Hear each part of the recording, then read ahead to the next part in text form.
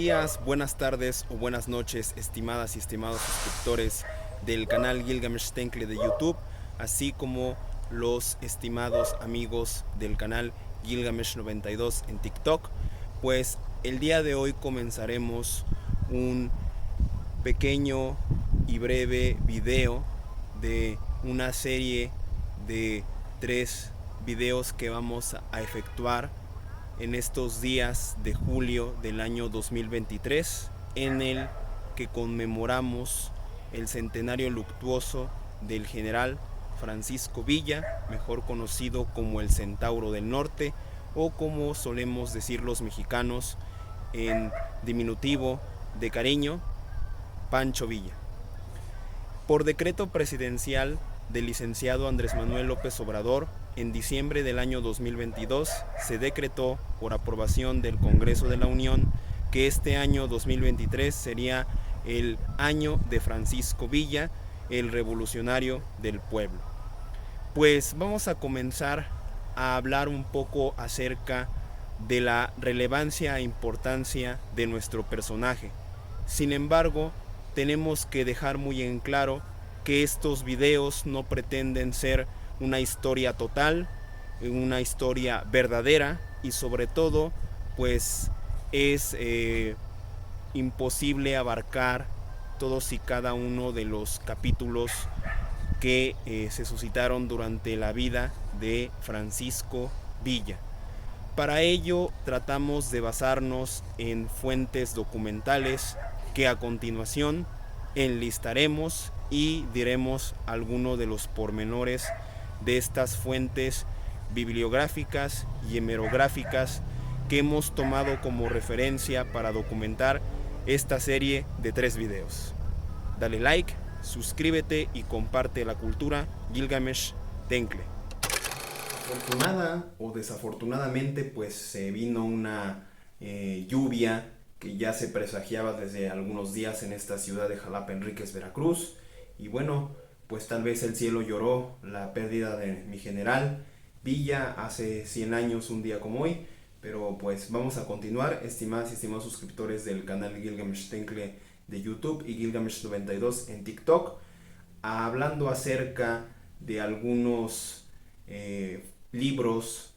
que son esencialmente la base de estos videos que vamos a efectuar sobre la vida de Francisco Villa.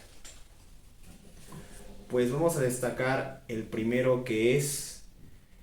el doctor Friedrich Katz, fallecido en el año 2010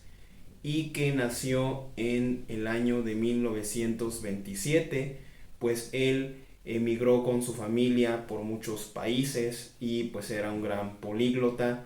Aquí en México pues estudió en el ENA, la Escuela Nacional de Antropología e Historia, y pues también ha tenido diversas participaciones en universidades de Estados Unidos, impartiendo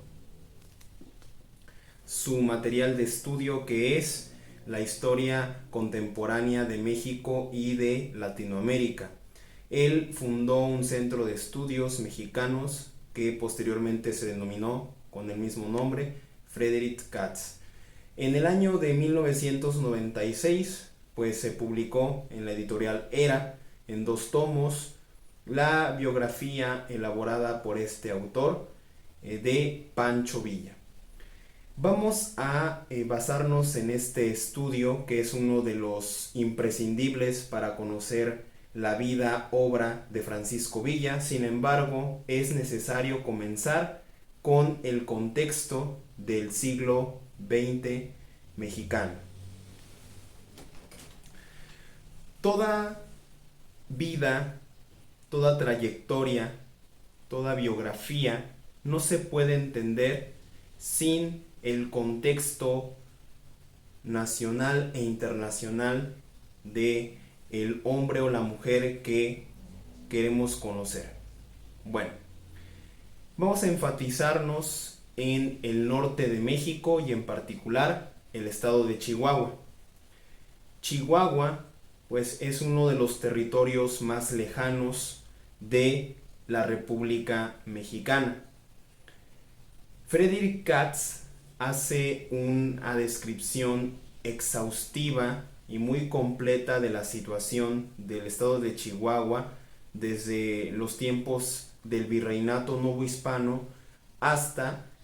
el siglo XX. Chihuahua pues es una de las entidades federativas con mayor extensión territorial en nuestro país. Colinda con el río Bravo, que es el límite geográfico por excelencia con Estados Unidos. Particularmente antes Paso del Norte, desde principios del 20, Ciudad Juárez, Chihuahua, colinda con El Paso, Texas, que es parte de los estados sureños de los Estados Unidos de Norteamérica. Frederick Katz nos explica que durante la época prehispánica, pues el centro civilizatorio de nuestro país era la cuenca del Valle de México y los estados del sur, mientras que en el norte pues vivían y habitaban los chichimecas. Los chichimecas eran conocidos así por los aztecas o mexicas como los hombres nómadas y bárbaros que tenían costumbres semisalvajes y que deambulaban de un lugar a otro. En la época del virreinato novohispánico y particularmente en el siglo XVIII se dotaron de tierras, de prebendas y otras garantías a todo aquel valiente que se atreviera a desafiar el territorio hostil, desértico y de altas temperaturas que era el norte de la Nueva España, que era conocida como la Tierra de Nadie. Ya durante las primeras décadas del México independiente, pues incursionaron las gavillas o bandas de apaches, comanches y otras tribus indígenas del sur de Estados Unidos en búsqueda de alimentos, de agua y de la supervivencia. Entonces, los gobiernos del centro no se preocuparon por aquella zona y pues los descendientes de las colonias militares novohispánicas, las cuales fueron reforzadas con fortificaciones y también con una gran cantidad de privilegios y ventajas a quien se atreviese a ir a esas tierras tan inhóspitas, desérticas y de altas temperaturas. Entonces se creó una clase social denominada los colonos militares, que posteriormente fueron rancheros, pequeños y medianos propietarios de vastas extensas de tierra, y finalmente aparceros o peones de hacienda que fueron con el paso de las generaciones perdiendo su estatus privilegiado novohispano. Bueno, pues Katz nos explica que tras esa incursión de los apaches, comanches y otras tribus indígenas de Norteamérica, los gobiernos de México a partir de la década de 1860, bajo el régimen liberal, les otorgó a muchas familias pues mayores prebendas, mayores garantías, grandes extensiones y propiedades de tierra, como por ejemplo el clan que empezó con Luis Terrazas. Luis Terrazas fue el jefe militar y gobernador liberal de Chihuahua a partir del año de 1860. Luis Terrazas creó una vasta y extensa red de cooperación y de gran prestigio durante las siguientes décadas. Sus descendientes, particularmente Silvestre Terrazas y Enrique Krill, que es yerno de este gobernador constitucional del estado de Chihuahua, pues van a apoderarse poco a poco del estado de Chihuahua y de sus habitantes. Cuando es gobernador del estado de Chihuahua en la década de los años 80 del siglo XIX, Terrazas lo primero que hizo fue crear un banco minero. Fue también un importante creador de monopolio de exportación de ganado hacia Estados Unidos y también pues comenzó a maquinar con los siguientes años una serie de decretos y leyes que afectaban a los pequeños y medianos propietarios de tierra, así como a los rancheros y los campesinos de aquel estado del norte de nuestro país. Cuando llega Enrique Krill a la gubernatura en el año de 1901 y transcurridos 4 años en 1905, decreta la ley de las tierras nacionales, las cuales pues pasarían a ser propiedad del gobierno del estado de Chihuahua y del gobierno federal, encabezado por Porfirio Díaz Mori. En esas leyes se beneficiaban a las empresas deslindadoras, que eran pues propiedades de los extranjeros, los cuales pues con la ayuda del ejército mexicano y de la policía y de los gobernadores y los presidentes municipales, ahora nombrados por él mismo, le quitaba cierta facultad de libertad o margen a los comuneros y a los rancheros de Chihuahua, los cuales pues padecieron durante muchas décadas esta paulatina centralización, pérdida de autonomía, independencia por parte del gobierno federal de la Ciudad de México y del gobierno estatal del clan Krill Terrazas o Terrazas Krill. Entonces nos dice Frederick Katz que poco a poco se fue reduciendo la cantidad de hectáreas de tierra pertenecientes a estos propietarios comuneros y rancheros de Chihuahua, que en cambio beneficiaban al clan Krill Terrazas, a los empresarios extranjeros y a los oligarcas nacionales que lograban emparentarse con esta familia.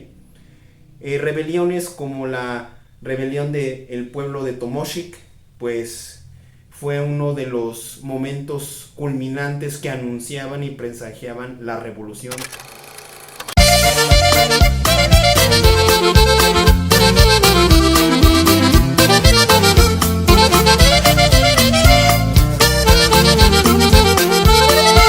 Vamos a hablar ahora de Francisco Villa o Doroteo Arango.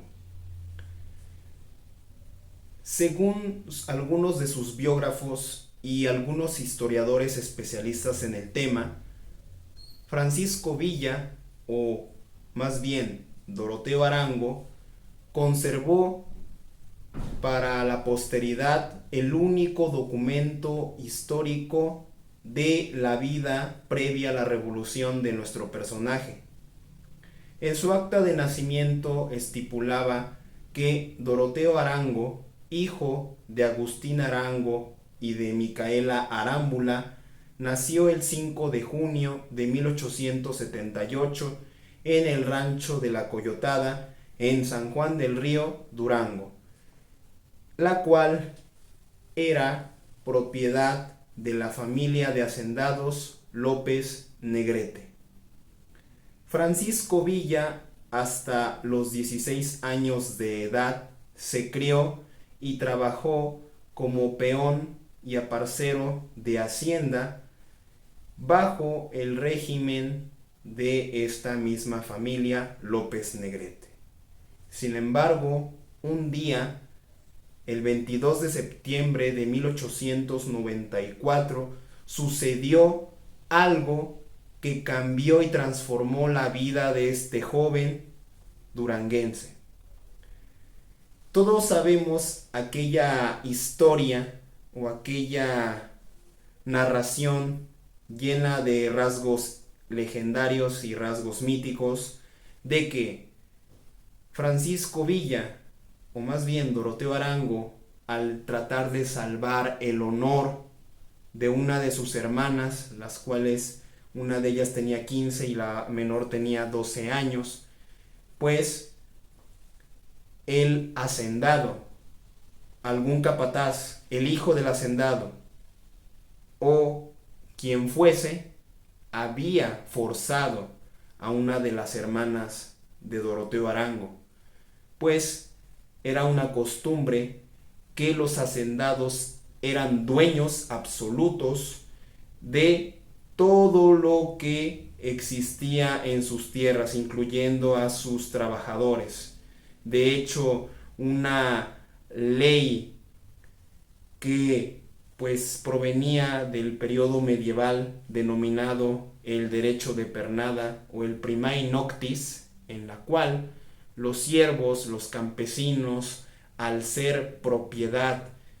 de los señores, pues cuando se casaban, la mujer tenía que pasar la primera noche con el señor o con el hacendado, y después el hacendado o el señor feudal entregaba nuevamente a la mujer de uno de sus campesinos o uno de sus aparceros. Entonces era una costumbre que pues efectuaban los hacendados y los grandes terratenientes. Entonces se dice que Doroteo Arango fue por un rifle y le disparó en el pie a este individuo. Entonces él manda a traer a 5 de sus capataces con rifles en la mano, pero que se niegan a dispararle a este joven de 16 años de edad. Entonces él, aprovechando ese lapsus, decide tomar un caballo y escapar con un rifle y emigrar a las colinas cercanas a la hacienda para empezar allí una vida de forajido.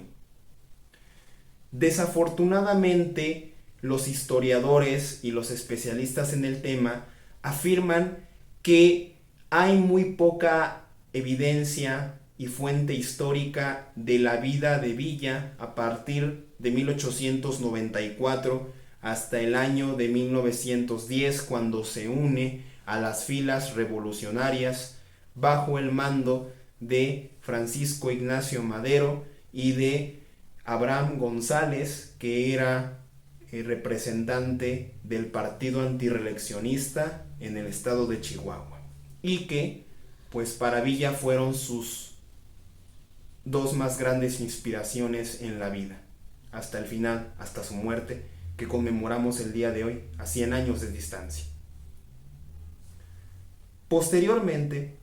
se conoce que Francisco Villa anduvo entre la vía legal, pacífica, y la vida de un forajido, de un asaltante, e inclusive los enemigos del personaje afirman que era un asesino despiadado y sanguinario, como Celia Herrera, la cual acusaba a Francisco Villa de haber matado y aniquilado a todo su clan familiar. Porque el autor Frederick Katz, en su biografía de Pancho Villa, afirma que, como lo han repetido ya en una cantidad X de ocasiones, los historiadores y los especialistas, que existe una leyenda blanca, una leyenda negra y una leyenda épica sobre el personaje. La leyenda negra afirman que Francisco Villa o Doroteo Arango era un sanguinario, bandido y un asesino a sueldo, muy cruel en sus métodos o en sus procedimientos para acabar con sus enemigos y con sus víctimas. La leyenda blanca, la cual pues el mismo Francisco Villa, en sus memorias escritas por Martín Luis Guzmán, pero rescatadas por Bauche, su secretario particular, en 1914, afirman que Villa era una víctima del mismo sistema porfiriano y que las circunstancias tan hostiles a este joven de 16 años pues lo hicieron hacerse forajido y bandido, y pues también haber cometido algunos crímenes como robo y asalto. Y por último, la leyenda épica, la cual pues pinta a Francisco Villa como un líder campesino y agrario carismático de alcance nacional. Continuando con el relato, solamente, según Katz y otros biógrafos, tenemos evidencia de que Francisco Villa, en ese periodo de tiempo, en 22 años que estuvo de forajido y de bandido, y también de albañil, de criador de gallos de pelea, de vendedor de ganado robado, entre otras actividades entre la legalidad y la ilegalidad, es que él formó parte de una banda de asaltantes que lideraba Ignacio Parra. Se dice que en su primer asalto, Doroteo Arango obtuvo la cantidad de 3,000 pesos, y cuando robaron una minera cerca de Parral, Chihuahua, obtuvo la cantidad de 50,000 pesos, la cual se gastó en menos de un año, y de esa cantidad se dice que apoyó a un hombre viejo y ciego, el cual le abrió una sastrería. Una parte se la dio a su madre y una parte a unos amigos suyos. Algo imprescindible que aprendió tanto de Ignacio Parra como de otro de sus jefes bandoleros fue que Villa fincó y afianzó distintas redes de apoyo entre personas de las clases más bajas y personas que pues pertenecían a la clase de los potentados, particularmente empresarios extranjeros, ya que Villa trabajó como pagador y como reclutador en una empresa minera y también en la guía de recua de mulas de los lingotes de oro y plata que se transportaban desde Parral, Chihuahua, hasta otros lados del país, particularmente el estado de Durango. Lo que conocemos acerca del nombre de Francisco Villa, según sus biógrafos y los especialistas, es que hay dos versiones. Francisco Villa era un bandido, un líder gavillero del estado de Coahuila que operaba en esos mismos años, o en la segunda versión afirman que su padre, don Agustín Arango, era hijo ilegítimo de un tipo llamado Jesús Villa. Entonces pues Doroteo Arango, para evitar la persecución y ser delatado por las autoridades del estado de Durango durante su estancia en Chihuahua, pues se bautizó como Francisco Villa. Francisco Villa, ahora convertido en este hombre, pues cometió algunos asaltos y pues se dice que abandonó la banda de Ignacio Parra porque los miembros de este grupo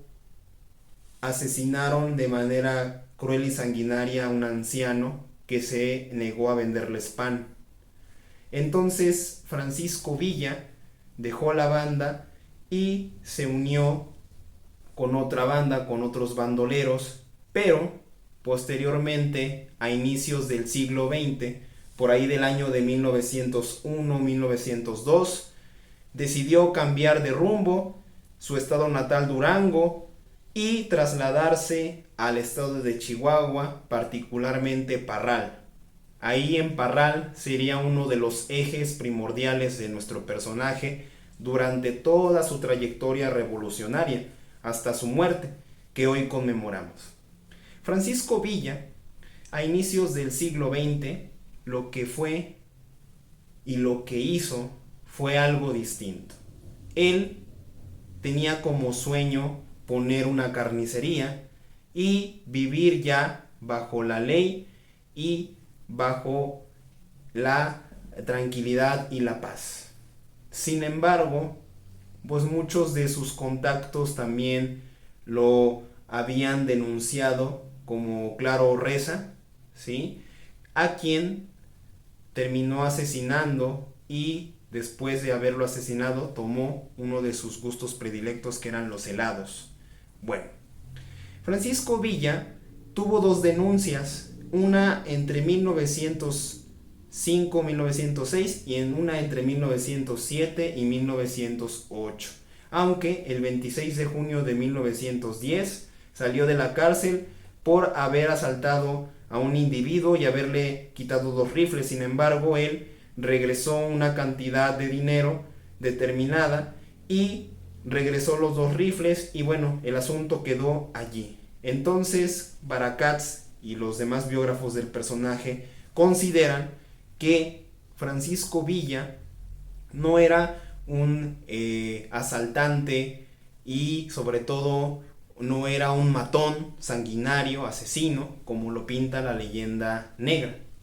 Entonces, Villa, en 1910, es contactado por Abraham González. ¿Quién era Abraham González? Pues él era un partidario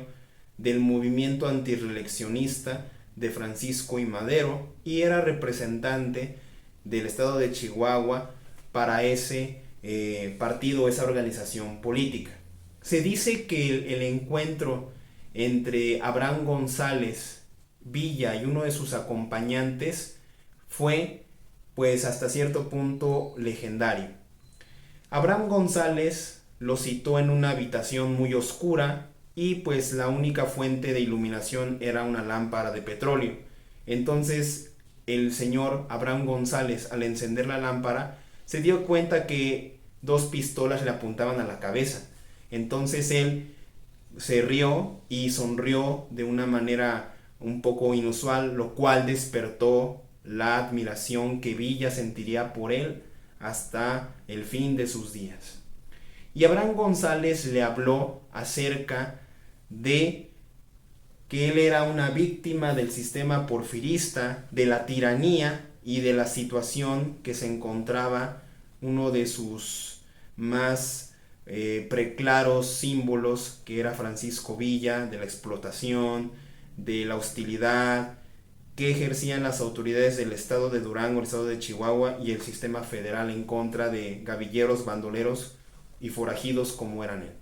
Entonces, Francisco Villa se une a las filas revolucionarias y desde el primer momento se distinguió por ser un individuo sumamente disciplinado.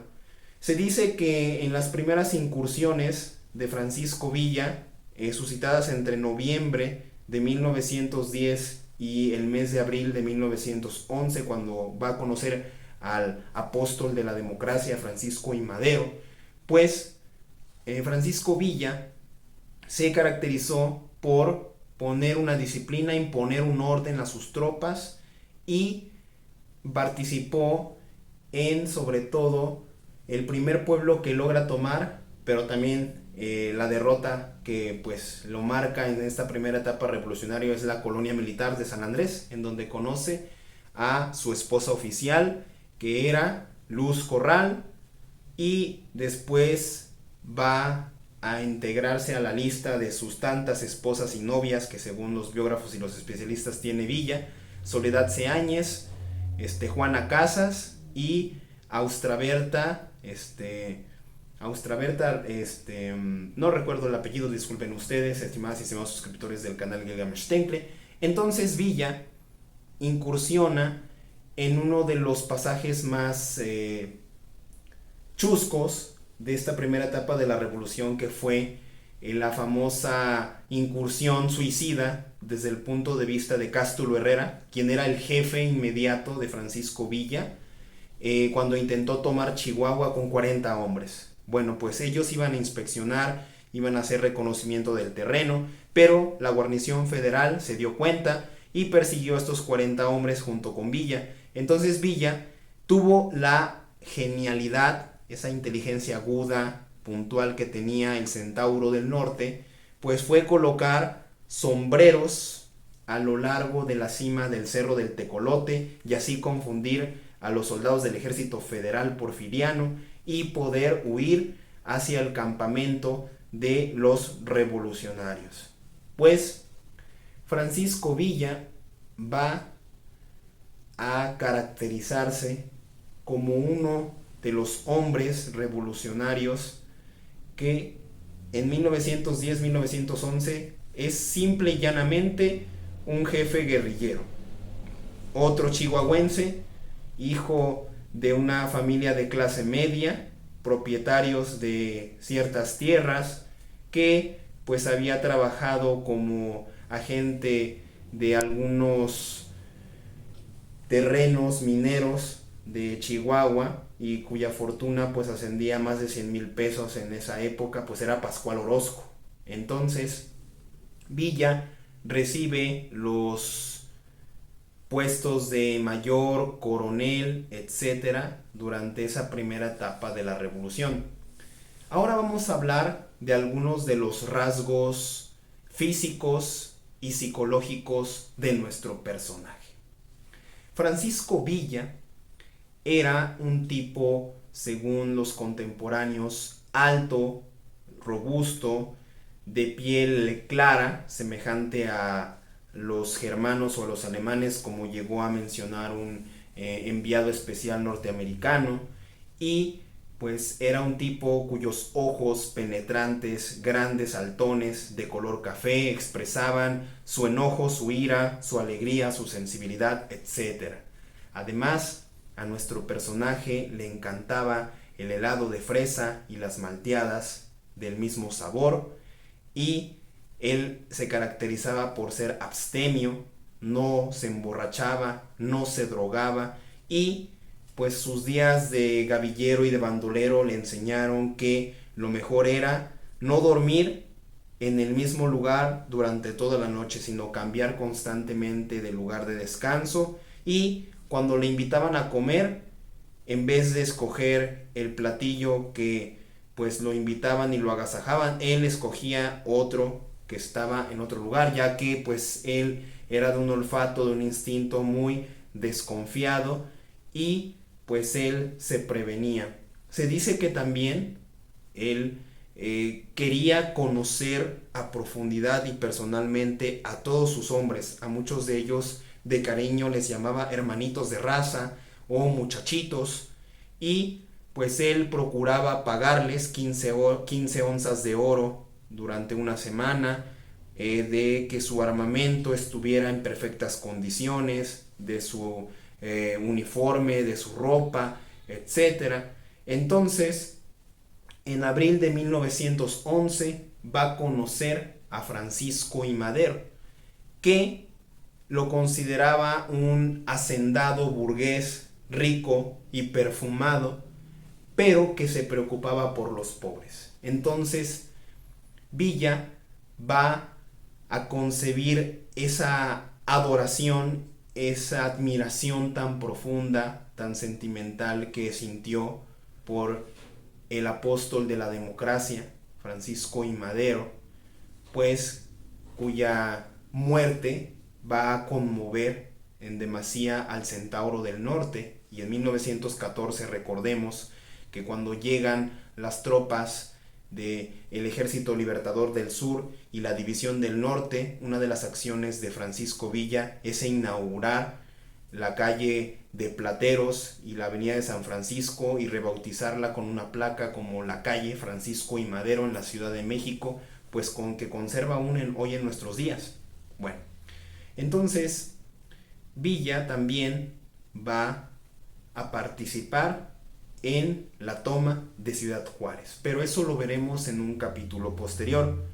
Pues yo les invito y les exhorto, estimadas y estimados suscriptores del canal Gilgamesh Tenkle, pues a acercarse a las fuentes bibliográficas de nuestro personaje. En este primer video pues nos basamos en el contenido del libro de Friedrich Katz, Pancho Villa, que es una de las biografías pues más cercanas del personaje. También mencionábamos las memorias de Pancho Villa escritas por Martín Luis Guzmán, y además de otras fuentes documentales muy importantes. Bueno, en el video vieron que también pasamos algunos videos y fotografías del periodo. Bueno, los videos pertenecen supuestamente a el